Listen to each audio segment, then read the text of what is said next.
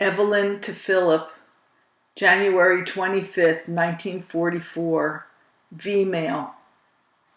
Dearest Phil, Jack N. put in an appearance late this afternoon, as did your letter of January 8th, plus the one for Jack. He saved me the trouble of mailing it to him. I haven't time to comment on your letter, baby, but I will tomorrow. Jack, Harry and Goldie, Milton, who is home on a 3-day pass, Sylvia and myself are going out. I don't know where. Milt has the car, so we can go most anywhere.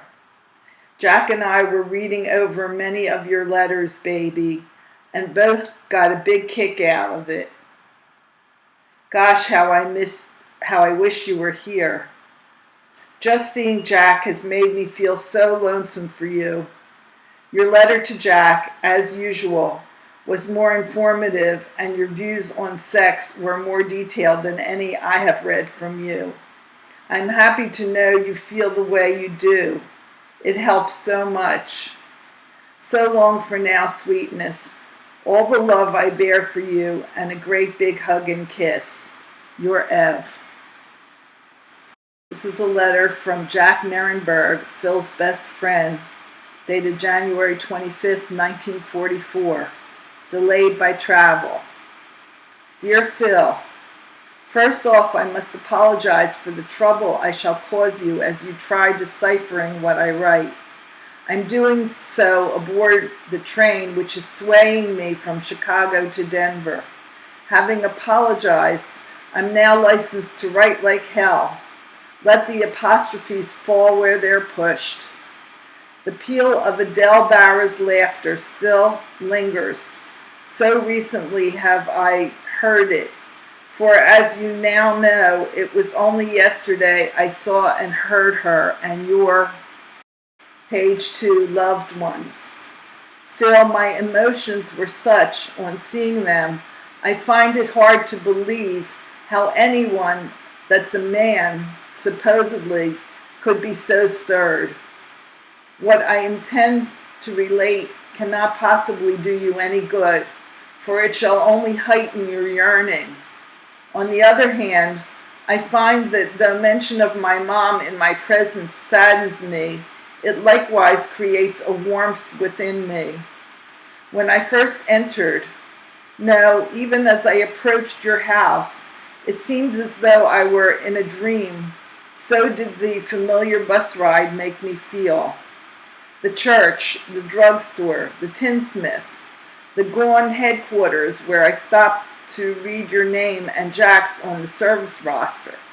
All these pervaded my page 3, being with a nostalgia akin to that brought on by a look into the old family album.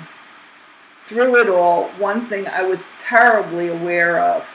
I wasn't to see you this trip, Phil. I miss you in my way as much as does Evelyn in hers. Than that, I cannot come closer in describing my feelings. As I continued in my seeming dream, I found myself waiting for an answer to the bell. I was hardly conscious of ringing. Mom came to the door. A beaming smile welcomed me to your home, even through the window of the porch. As I kissed her and knew she was real, she knew she was the page 4, closest I could physically come to my mom, and I knew I was the nearest of the reality to be, your homecoming. And I found myself wishing for Mom and for Ev that I were you, but there. Then as we unclinched, my eye traveled the length of the rug to behold at its end the playpen of the bundle of loveliness which is sweet Adele Barra. And who should be in it? Why, none other than the same, but lovelier. Phil, she's a knockout and a honey as clever as can be. Her antics are boundless. How so much can be in one so young is indeed puzzling. You say pistol packin', she'll say mama, clear as a bell. You say sit down on the living room stairs. She'll consistently do as follows by the numbers. 1. Place hands on stair. 2. Place folded right leg between hands. Page 5. 3. Raise her fanny. 4. Waddle some, first touching right cheek to step, then left. 5. Extricate and straighten right leg that got caught under upper half of left in the process. 6 and 7. Smile and bounce. Oh yes, she does bounce. The wonder of it all is how she retains her balance as she goes up and down so very, very hard. I'm certain Evelyn has related to you the above and all else regarding the little princess, so I won't get into more, but back to where I was after first seeing Adele Barra, who convinced me that sometimes a kid can resemble one parent almost beyond belief. Hiya, beautiful. I'm sure that what there is of Evie in her shall manifest itself in years to come. What then could there be more to look forward to? Well, after I finished gazing in awe, page 6, and closed my mouth, I ran upstairs to find Ev in a house dress. Just as for you, she said if she knew I were coming at that hour, she'd be through and prettied up. She looked damn nice anyway, and just as you would have done, I kissed her. Eat your heart out. Go ahead. Who cares? Anything to snap him out of how he felt 2 seconds ago. Gee, Phil, we spent a few lovely but lovely hours together, missing you beyond words. Her head buried on my shoulders. We 3 were very close. You didn't notice, but I was all choked up as she lifted her chin, and I was helpless to stifle the shivering wetness of those beautiful tear-dimmed eyes. Then the next morning I was awakened to confront none other than Adele Barra, whom Evie had brought in. There it was, we 4 together. Did you notice? Page 7, how I held them both, and had the right to.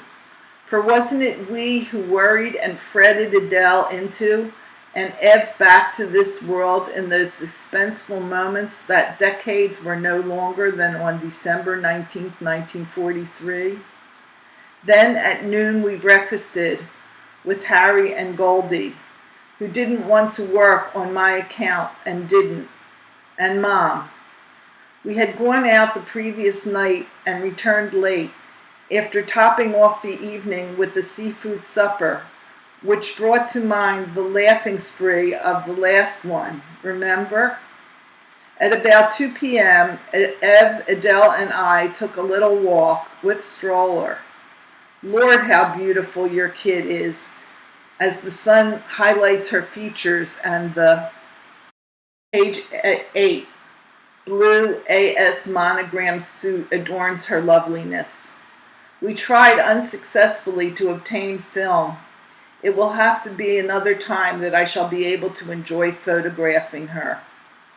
Oh yes, the night before and the night after, on the 2 occasions I saw the Anapolskis, they couldn't get over how well Evelyn looked, and said as much, voicing my opinion, especially after I saw her dressed in a new hairdo. Phil, she's holding up swell, believe me, else I wouldn't mention it at all.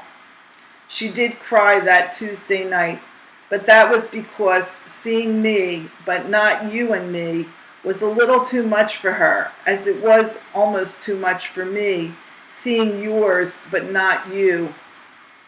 She has a reserve built up, and knowing it, she is much the stronger. Page 9. After Adele, Ev, and I returned, I jumped into the house to take my coat and leave of Mom and Goldie. Harry had left after lunch to woo Lady Chance of the Pony Chances. Then Ev, Adele, and a neighbor, Sarah, walked me to within a block of the bus stop before Ev and I realized that we should have gone to the 5th Street for the 47 car to Aunt Lizzie's. I guess we weren't thinking too clearly, our emotions dulling our facilities somewhat. We returned back and stopped at 8th and Rockland, and I was glad that the neighbor was there. It was less of a hardship saying goodbye to Ev in her presence. Page 10. After crossing Rockland, I turned and waited till Adele threw me a kiss. She must have known how I felt holding her close a moment before. There they were, Adele smiling brightly and Ev smiling sadly. I couldn't turn my head away, but somehow I managed, for I had to, else they would have seen the tears in my eyes and known of the pain caused by the congestion within my forehead. When you return, please do as I suggest. On a mild sunlit day, ask Ev to take Adele to the corner nearest your house. Ask them to stand to the right of the signpost, as one would see it from the west. Then walk directly across the street, west, then turn. Then remember Adele as she was at 18 months. This will be recreated for you. Page 11, the mental picture I shall always carry with me of those who have become so dear to me through you. Please, God, so be it. As ever, Jackie. P.S. The highlight of my New York furlough was meeting a beautiful girl. Not beautiful by the standards of Billy Rose, but by yours and mine. And you, I know, how much more rigid are on standards.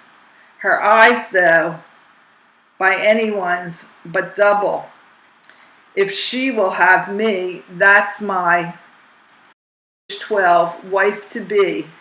It seems a little too much to hope that on 3 occasions we spent together, I could have gotten the idea across to her.